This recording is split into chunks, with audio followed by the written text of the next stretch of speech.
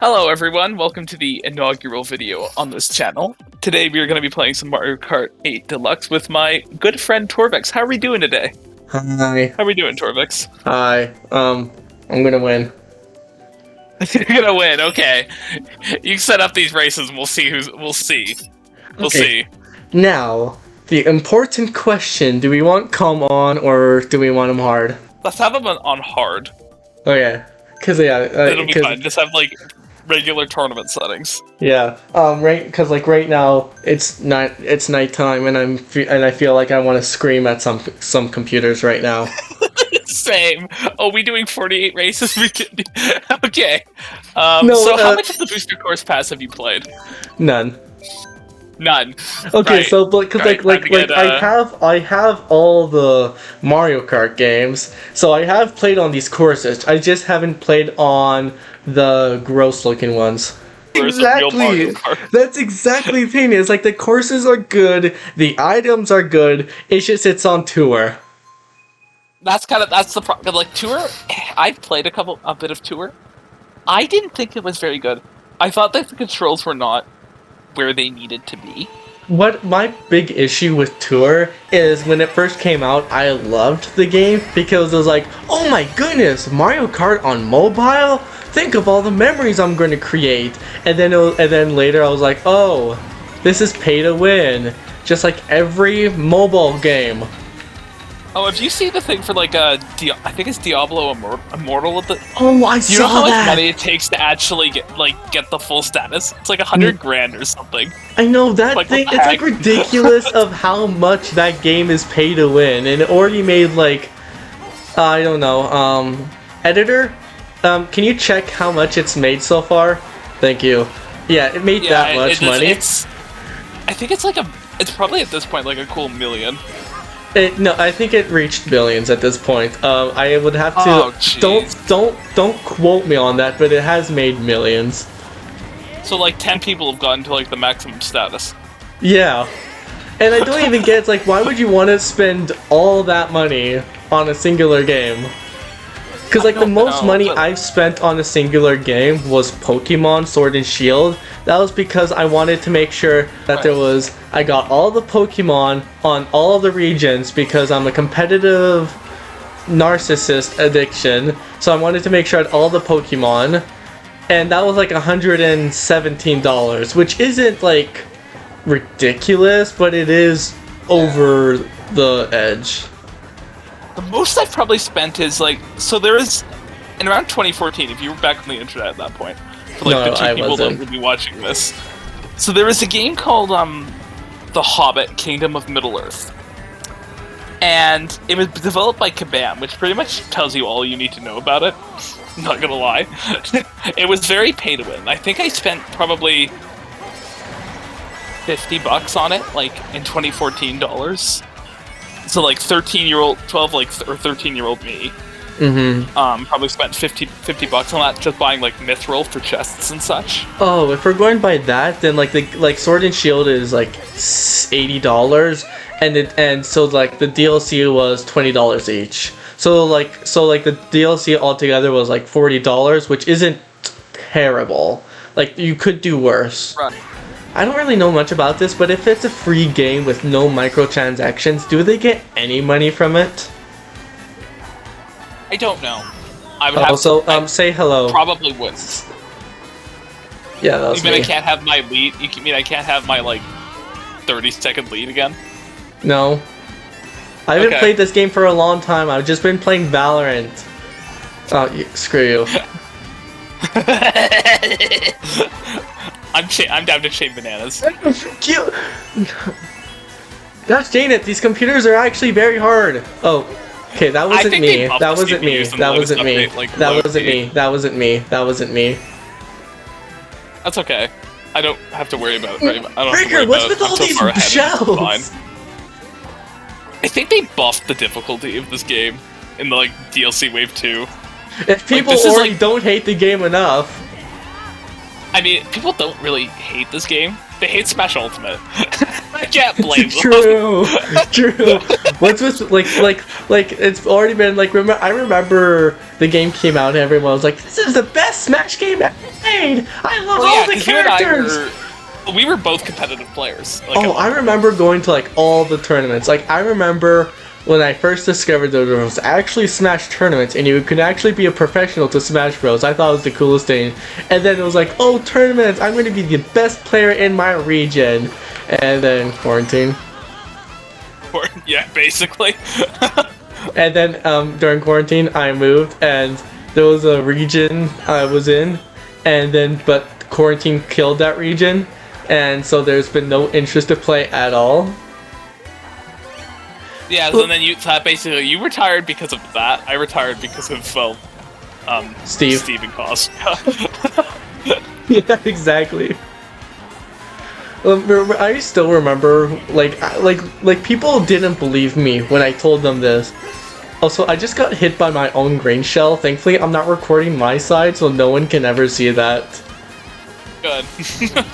Where it's all of my shameful plays of running into the walls and end up on this channel. I actually miss old Smash Ultimate like a lot. Where it was just simpler, it was just simpler, and like Banjo and Kazooie were the latest DLC. Like those were just the good times. I think everyone in Ultimate is pretty good, except Ganon. Well, Ganon still is, I think, better than he's a better bot, in terms of being bottom of the cast. Yeah, Zelda was in 4, or he is way better. He's way better than he was in Brawl and Smash 4. But in terms of the entire franchise, his number one game is Melee, because in that game he was just mid tier. While in Ultimate, he's still the worst character in the game. Basically. And he realistically should, a thing is I've talked about this before, I think it's kind of the Ganon paradox. Yeah. Ganon? It seems like he's designed to be low tier for his entire life. No, he's balanced for more casual sort of play with your items and all that stuff. Yeah. That, by the way, I just saw you fall in there. That's going in the video. No, it's not. I do wonder though, if Ultimate had netcode that wasn't developed by, Bandai Namco. By the way, Bandai Namco fans, there's some Bandai Namco slander coming in here. The comments are going to be wild. Oh yeah, both of them. There's going to be 5 comments on this video, and 3 of them are going to be yep, totally agree. As a Bandai Namco fan, I totally agree. Because they make really good stuff. It's weird, because they can make good netcode. I understand Elden Ring's stuff is, decent, because I'm pretty sure that has an online mode. But for Ultimate, it's not even good delay-based netcode. Is the thing. Because, I remember seeing this post that was actually verified, and it's that they run the Ultimate servers on, this 1990 Wi-Fi thing. So bad. Yeah, it's to be fair, it's also Nintendo, so they're 20 years behind the times to start with. Yeah. But actually, here's a question for you: if they ported Ultimate to the next console, Switch 2 or whatever it is, yeah, and they said, and it was the basis of, and the only difference was there's no new fighters, there's no new anything. The only difference was rollback netcode, and it was full price. Would you buy it? Here's the thing: I would sell my old copy and then get the new one. Because I would. Yeah, I know what you mean. I think that makes sense. Because I wouldn't want to pay. I wouldn't want to pay $160 for this game. I wouldn't want to pay even for my favorite game of all time, The Legend of Zelda: Breath of the Wild, I still would not pay $160 for it. Even though that game is amazing. I love that game to death, and it'll probably be my favorite game of all time. I would still not pay $160 to that game. I've dropped $200 on my favorite game of all time at this point. Right, and that was just on the Switch release. Yeah, Skyward Sword. I remember that. I dropped so much. I remember that. I remember you posting to your to the Discord, like, I have my 16th amiibo to the game, my ever-growing addiction continues. I went to GameStop like a half hour early on the day of release because I couldn't get it online. I just bet like you're the type of I bet that you're the type of player whenever an amiibo comes out and you can only collect it from 3 p.m. to 3:30 a.m. to 3 a.m. to 3 a.m. to 3:30 a.m. you would go and get that. You would wake up in the middle of the night just to go get this exclusive amiibo that you can only get from 3 a.m. to 3:30 a.m. Yeah, that does sound like me. And I hate that it sounds like me. I think... Because, I mean, it would depend. Is it a character I like? It's just an amiibo. It's just an amiibo. I played a little bit of Skyward Sword. Let me think. It has like a cool feature. Okay, it's a thing where you can change Link's. It's a thing where you can change Link's skin from his normal thing to a cool outfit. Let's say it's inspired from Wind Waker, so you have cartoon Link as a new costume. Would you wake up at 3 o'clock in the morning to go get that amiibo? Are you kidding me? Yes, it would be a Zelda amiibo, so I'd have to go get it. Like I'm talking about, like it's like you take the Wind Waker Link. That's your costume, but it's just adult me and that art style. Good question. Would you go wake up? Is it a reprint or a brand new amiibo? This is a brand new. I have all the Zelda amiibo. This is a brand new amiibo. This is a brand new amiibo that Nintendo's releasing tonight, and you can only get it from 3. It sounds like a Nintendo thing, actually. That you can only get it from 3 a.m. to 3:30 a.m. And it's only between that time frame that you can pick up the amiibo. Would you go get it? Are you waking up at 3 o'clock just to go get that amiibo? Yes, I would. I already have it. Uggles, get out!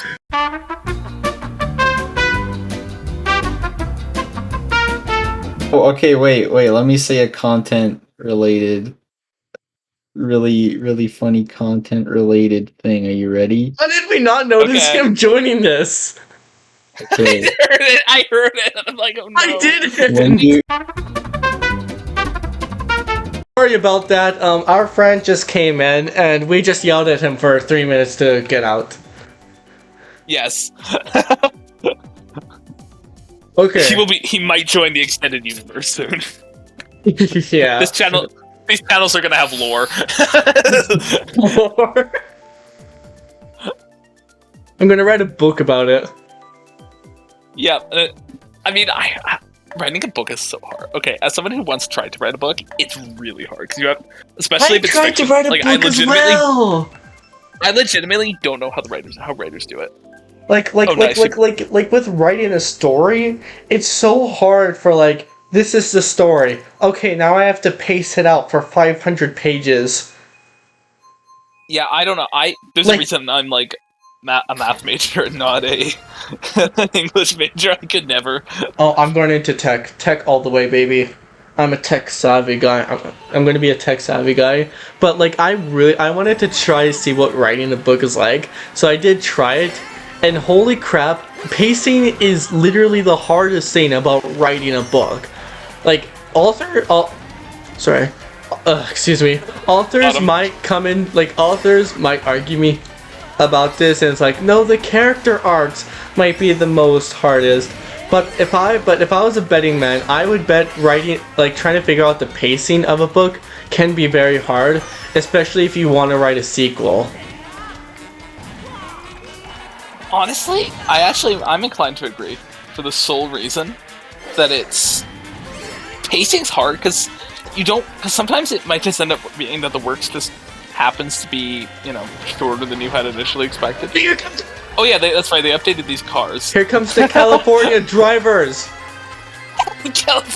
No, it's not even that, it's literally, drivers pretty much anywhere that there's, no one.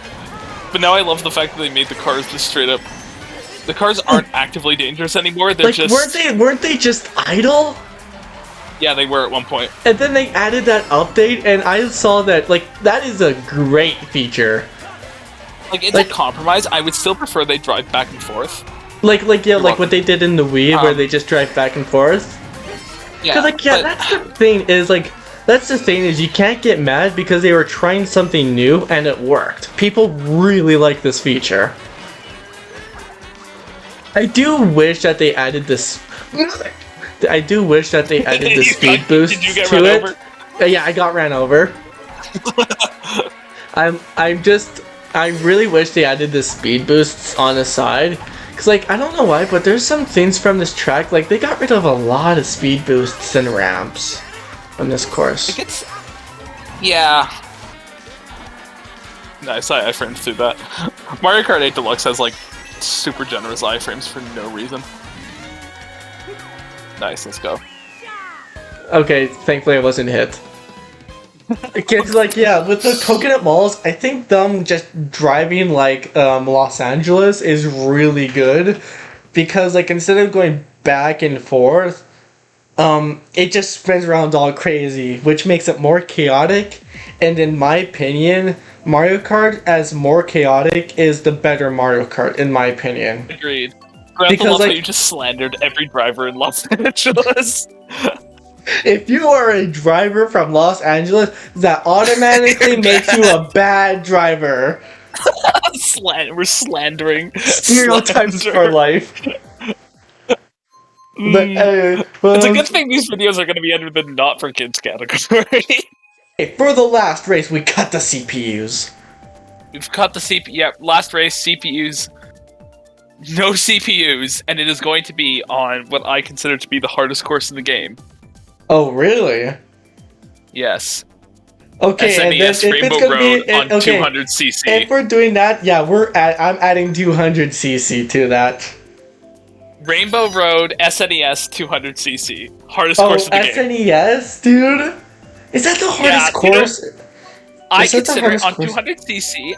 On 200cc, I consider it the hardest course in the game. Oh, on 200cc, yeah. Because, like, I think it's just because it's so tight, and you have to get and you literally need to have handling that's decent for it. Yeah, or you like, just this isn't like your grandma's racing course. Your grandma's Rainbow Road. Yeah. Cause, like, if we're talking about, like, generic Rainbow Roads, what's generic Rainbow Road we have? Cause, like, I don't think there has been a bad Rainbow Road. But what do you think is the worst Rainbow Road? 8. Is it? 8 just doesn't really have anything memorable about it, in my opinion. It's true. Yeah, I can agree with that. But I will stand by this. The best Rainbow Road is 100% Mario Kart 7. Wow, that's an odd way to spell Mario Kart Wii. You go into outer space! Like, you actually go on the planets. It's not like, oh, there's our racetrack in outer space. We're actually on planets, dude. The Wii track is interesting, though. It's so good. Like, don't get me wrong. That is number 2 on my Rainbow Road tier list. But okay, I can agree. I think 7 is better. I think 7 is better. Because 7's number 2 for me. Oh my goodness, we're like that's just gonna be like I think we could just do an episode of us arguing which one is better, and that would be like 20 minutes long. Be like 40. Because like for me, Rainbow Road Wii is obviously so good, but for 7, Agreed. it like barely makes it. Like, they are so close, and it barely makes it over. Okay. In that case, okay, guys, that was gonna be the last video. Not last video. The last track. The last video. We hope you enjoyed. This was the first video we've ever made, and it'll also be the last video we did not like this, guys. We hated every single minute of it. True. And if you did, but if you liked it for some reason, you should leave a like and subscribe, and then turn on notifications so you can be notified if we post another one. So you guys take care, and I hope you have a good day.